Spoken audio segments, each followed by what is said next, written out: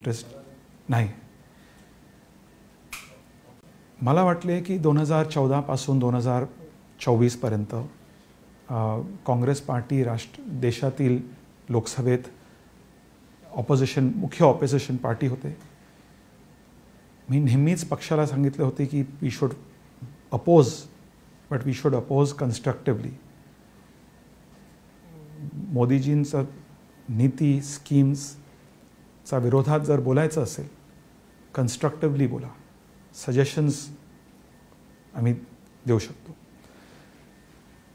आणि हीच काँग्रेस पार्टीने 1991मध्ये तेव्हाच डॉक्टर मनमोहन सिंग देशाचे वित्तमंत्री होते, तेव्हा डॉक्टर मनमोहन सिंगजींचे नेतृत्वाखाली this party ushered in economic reforms. Economic reforms म्हणजे आज आमच्या सर्वांच्याकडे मोबाईल फोन आहे, इंटरनेट कनेक्शन आहे, टेलिव्हिजन आहे. So that time Congress was a party which offered positivity.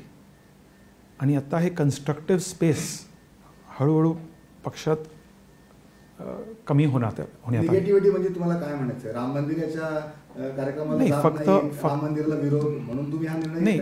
Problem आहे की पार्टीचा आज एकमेव विचारधारा आहे की मोदीजी जर म्हणेल की काँग्रेस पार्टी एक अतिशय चांगलं पार्टी आहे तर त्याचा विरोध करायचा.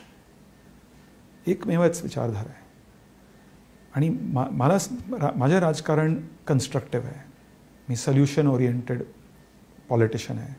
मी डेव्हलपमेंट ओरिएंटेड पॉलिटिशियन आहे. Trans harbour link for